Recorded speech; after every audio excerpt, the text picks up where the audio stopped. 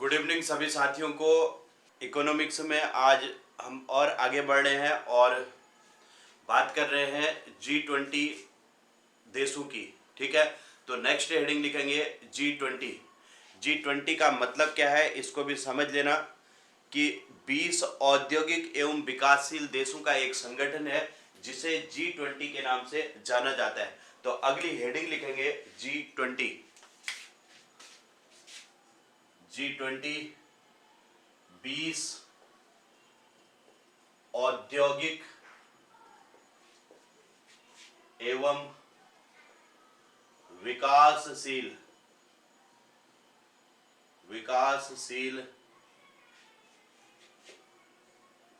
देशों का संगठन।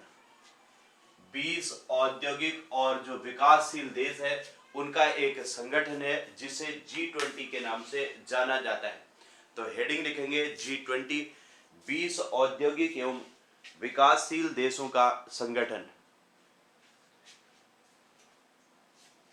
अब बात आती है सबसे पहले G20 की स्थापना कब हुई। तो इसकी स्थापना G20 की स्थापना 1999 में हुई और अभी जो सम्मेलन हुआ था इसे बहुत अच्छे से याद रखेंगे नवंबर 2022 में। G20 का नवंबर 2022 में 17वां शिखर सम्मेलन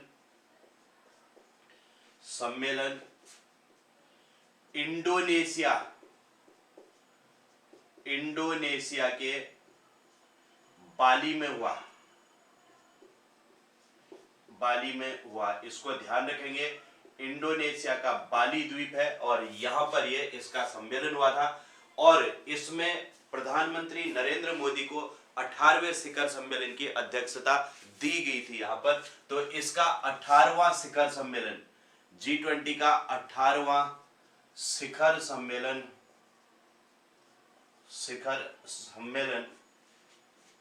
2023 में भारत में आयोजित हो रहा है। ठीक है, ये पहला मौका है जब भारत G20 की अध्यक्षता कर रहा है।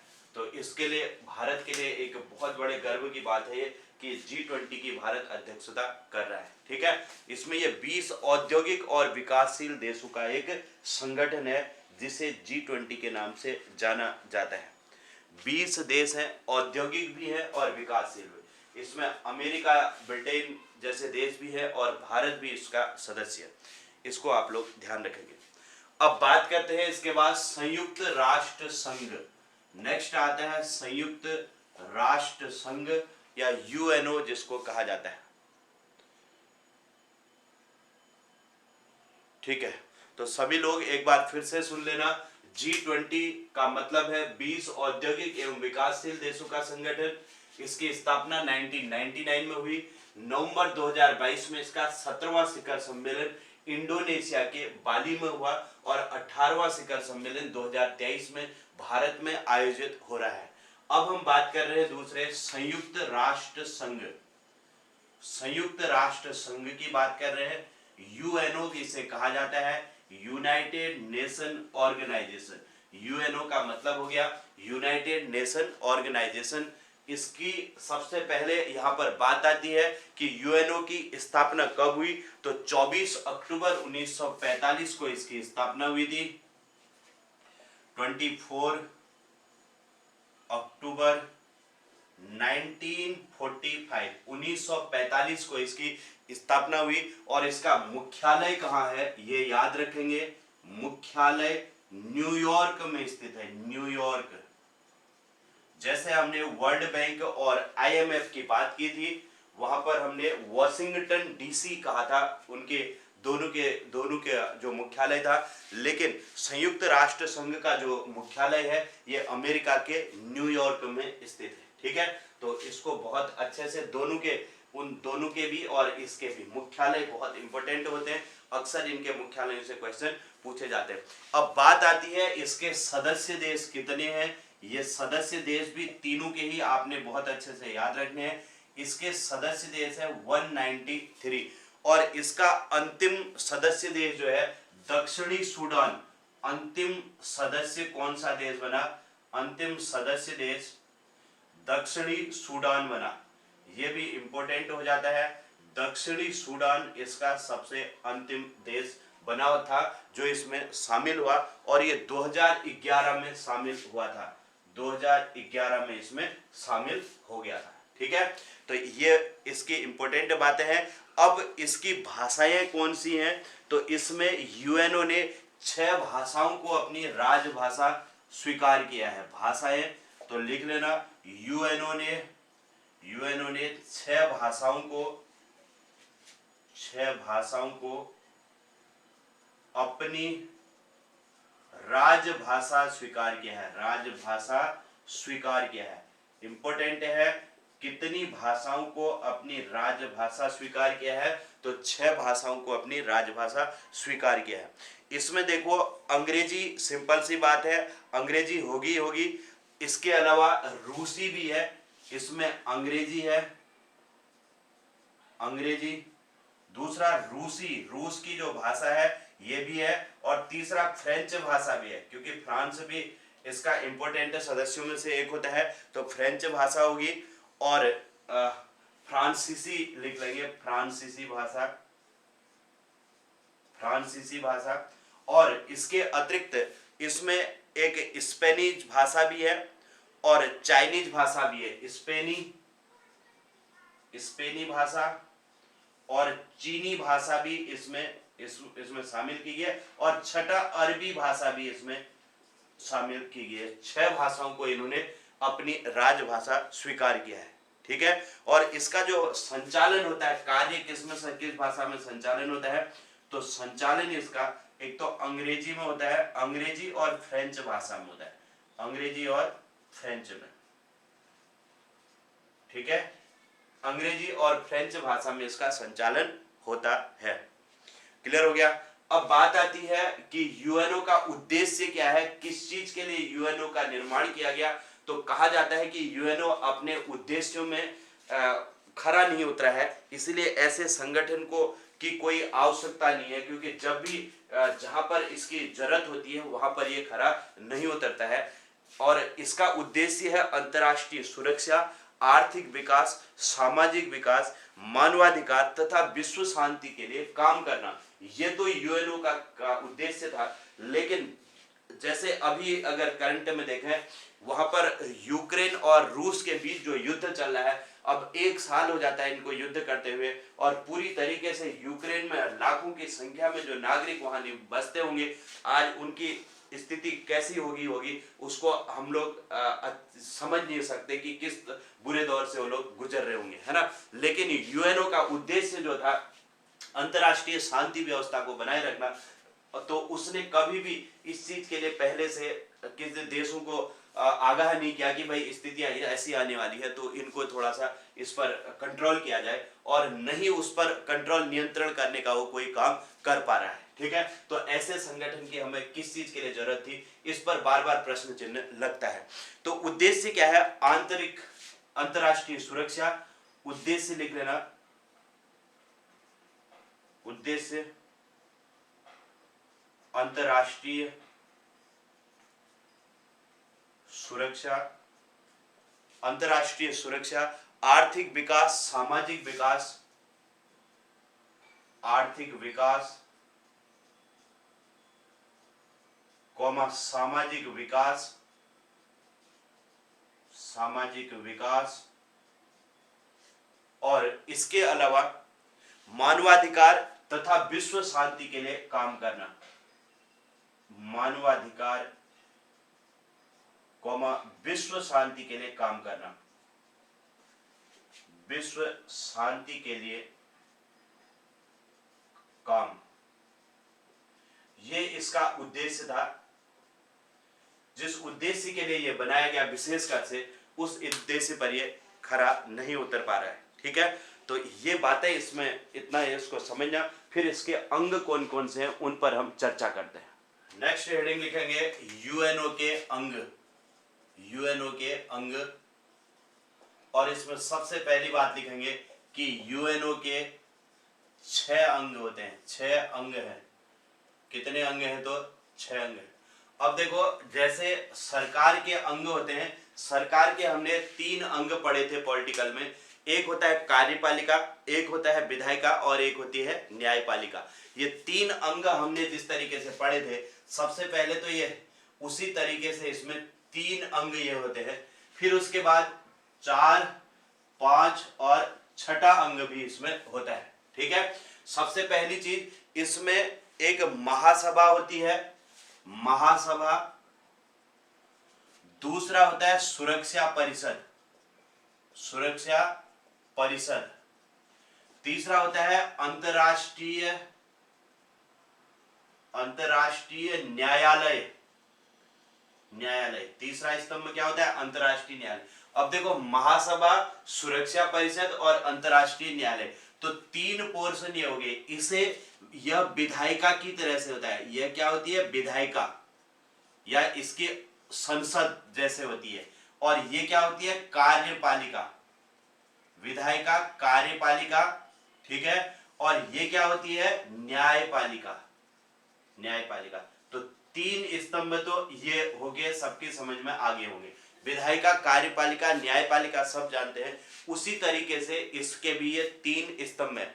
इसके अलावा आर्थिक व सामाजिक परिषद होता है। नेक्स्ट क्या होता है? आर्थिक, आर्थिक व सामाजिक परिषद, आर्थिक व सामाजिक परिषद।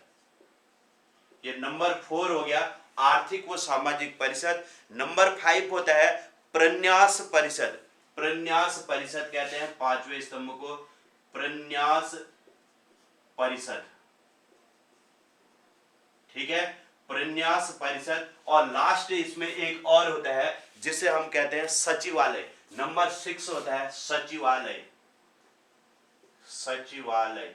तो ये 6 इसके स्तंभ होते हैं, या 6 इसके अंग होते हैं। अब आप लोग इन 6 के 6 को बहुत अच्छे से याद कर लेना। इसमें कितने अंग होते हैं विशेषकर तो ये पूछा जाता है। और इसमें ये 3 जो है बहुत इंपॉर्टेंट भी होते हैं, महासभा, सुरक्षा परिषद और अंतर्राष्ट्रीय न्यायालय। इनसे अक्सर क्वेश्चन भी देखने को मिलता है। ठीक है। तो यूएनओ के या संयुक्त राष्ट्र संघ के अंग कितने होते हैं? तो 6 अंग होते हैं। महासभा, सुरक्षा परिषद, अंतर्राष्ट्रीय न्यायालय, आर्थिक व सामाजिक परिषद, प्रन्यास परिषद और सचिवालय। अब इसमें सबसे पहले हेडिंग लिख लेना आप लोग, महासभा। सबसे पहली हेडिंग लिखेंगे महासभा, महासभा। और इसमें इसकी अगर बात करेंगे, महासभा विधायिका को कहा जाता है। तो पहला पॉइंट लिख लेना, विधायिका को, विधायिका या इसे व्यवस्थापिका भी कहते हैं। हाँ, विधायिका को और क्या कहते हैं? व्यवस्थापिका।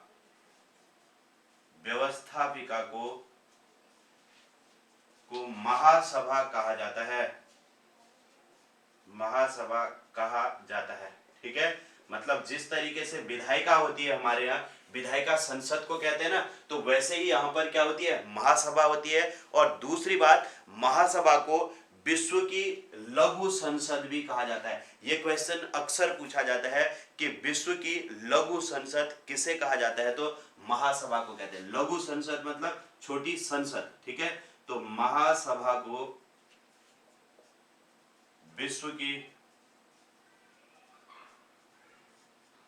लघु संसद भी कहा जाता है, संसद भी कहते हैं। ये क्वेश्चन कई बार पूछा गया है। आपसे क्वेश्चन पूछ देगा कि यूएनओ की संसद किसे कहते हैं? तो महासभा को कहते हैं। या यूएनओ की विधायिका किसे कहते हैं? महासभा को। यूएनओ की व्यवस्थापिका किसे कहते हैं? तो महासभा को। या फिर विश्व की लघु संसद किसे कहते हैं? या लागू संसद भी कहीं पर लिखा रहता है, तो किसे कहते हैं? तो महासभा को कहते हैं। अब आता है सुरक्षा परिषद। तो सुरक्षा परिषद नंबर नेक्स्ट लिखेंगे, सुरक्षा परिषद। सुरक्षा परिषद मैंने कहा कि जो कार्यपालिका होती है, कार्यपालिका को सुरक्षा परिषद कहा जाता है। तो इस बात को आपने ध्यान रखना है कि कार्यपालिका को सुरक्षा परिषद कहते हैं, सुरक्षा परिषद कहते हैं।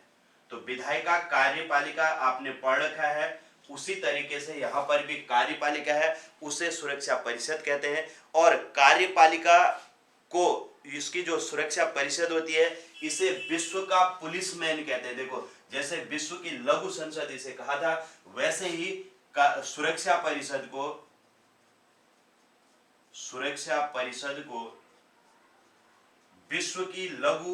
विश्व का पुलिसमैन कहते हैं, विश्व का पुलिसमैन कहते हैं, विश्व का पुलिसमैन कहते हैं। बहुत अच्छा क्वेश्चन। या तो विश्व की लघु संसद किसे कहा जाता है, तो महासभा को, और विश्व का पुलिसमैन किसे कहते हैं, तो सुरक्षा परिषद को कहते हैं। अब सुरक्षा परिषद के सदस्य कितने होते हैं, ये क्वेश्चन भी बहुत ज्यादा पूछा जाने वाला क्वेश्चन है।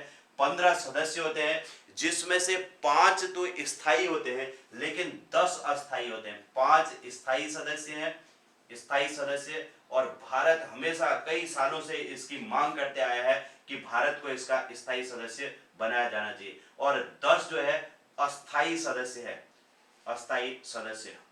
ठीक है, केवल चीन जो है इसमें वीटो लगा देता है, नहीं तो भारत इसका स्थायी सदस्य बन जाता।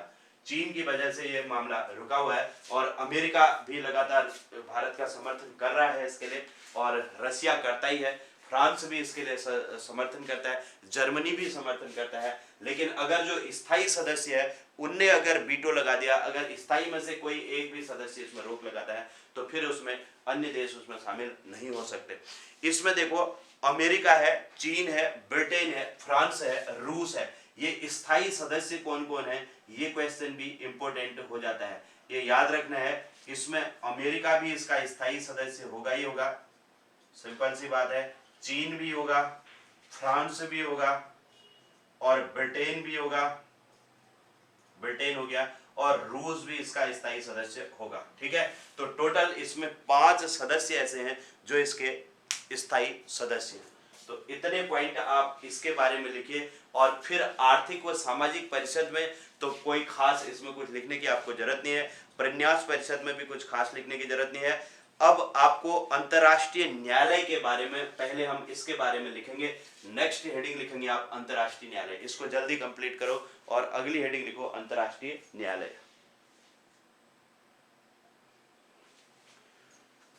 कार्यपालिका, विधायिका दोनों हमने समझे। अब बात करते हैं न्यायपालिका की। नेक्स्ट लिखेंगे न्यायपालिका या फिर अंतर्राष्ट्रीय न्यायालय। अब लिखेंगे अंतर्राष्ट्रीय न्यायालय।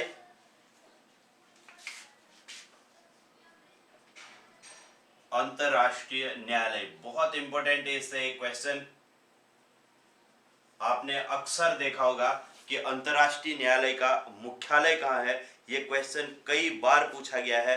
अंतर्राष्ट्रीय न्यायालय की सबसे पहले तो स्थापना कब हुई, स्थापना 1946 में हुई। और अंतर्राष्ट्रीय न्यायालय कहाँ स्थित है, तो इसका मुख्यालय द हेग में स्थित है। द हेग नीदरलैंड में है, ये नीदरलैंड। अंतर्राष्ट्रीय न्यायालय कहाँ स्थित है, तो ये नीदरलैंड में स्थित है। ठीक है, और इसमें न्यायाधीशों की संख्या कितनी है, न्यायाधीशों की संख्या भी लिख लेना। न्यायाधीशों की संख्या भी पूछा जाता है, तो 15 इसमें न्यायाधीश है। और इन न्यायाधीशों का कार्यकाल कितना होता है, तो कार्यकाल इनमें 9 वर्ष का होता है। ठीक है, 9 वर्ष का इसमें न्यायाधीशों का कार्यकाल होता है। क्लियर हो गया। अब आता है लास्ट, इसमें सचिवालय के बारे में पढ़ेंगे। इनमें कुछ ऐसा है नहीं विशेष लिखने वाला। नेक्स्ट हेडिंग आप लिखेंगे सीधे सीधे सचिवालय। अगली हेडिंग लिखेंगे सचिवालय। और सचिवालय का जो सबसे प्रमुख अधिकारी होता है वो महासचिव होता है, इस बात को ध्यान रखना है। सचिवालय का सबसे बड़ा अधिकारी महासचिव होता है, महासचिव होता है। अब यूएनओ का महासचिव कौन है, ये क्वेश्चन आपने कई बार एग्जामों में देखा होगा। तो इसके वर्तमान जो महासचिव है एंटोनियो गुटेरेस, वर्तमान महासचिव लिख लेना, वर्तमान महासचिव एंटोरियो एंटोरियो गुटेरेस गुटेरेस इसके वर्तमान महासचिव है। और ये कहाँ के हैं? तो पुर्तगाल के हैं। ये भी पूछा जा सकता है कि इसके महासचिव कहाँ के हैं। और प्रथम महासचिव कौन थे? प्रथम महासचिव भी लिख लेना, ये भी कई बार पूछा गया है। प्रथम महासचिव ट्रिंगवेली ट्रिंगवेली जो है इसके पहले महासचिव थे। ये भी इंपॉर्टेंट क्वेश्चन है। और ये कहाँ के थे? तो ये नॉर्वे के थे। ट्रिंगवेली कहाँ के थे? नॉर्वे के। ये यूएनओ के पहले महासचिव थे। और प्रथम महिला कौन थी? प्रथम महिला महासचिव, प्रथम यूएनओ की प्रथम महिला अध्यक्ष। बहुत अच्छा क्वेश्चन है ये भी, इसको भी आपने ध्यान रखना है। इनका नाम था श्रीमती विजय लक्ष्मी पंडित। भारत की है ये श्रीमती विजय लक्ष्मी पंडित। ठीक है, बहुत अच्छा क्वेश्चन ये भी बनता है। श्रीमती विजय लक्ष्मी पंडित पहली महिला अध्यक्ष थी। और हिंदी में यूएनओ में हिंदी में भाषण देने वाले पहले प्रधानमंत्री, हिंदी में भाषण देने वाले प्रधानमंत्री कौन थे? तो प्रधानमंत्री थे अटल बिहारी वाजपेयी। ये ऐसे प्रधानमंत्री थे जिन्होंने यहाँ पर यूएनओ में जाकर के हिंदी में भाषण दिया था। ठीक है, तो इतने फैक्ट आपको इसमें अच्छे से तैयार करने हैं। चलिए, तो यूएनओ में हमने कहा कि इसका एक स्तंभ सचिवालय है और सचिवालय का सबसे बड़ा अधिकारी महासचिव होता है। वर्तमान महासचिव एंटोरियो गुटेरेस पुर्तगाल के हैं। और प्रथम महासचिव, कई बार क्वेश्चन पूछा गया है, ट्रिंगवेली नॉर्वे के थे। और प्रथम महिला अध्यक्ष श्रीमती विजय लक्ष्मी पंडित। और इसके अलावा हिंदी में भाषण देने वाले पहले प्रधानमंत्री अटल बिहारी वाजपेयी थे।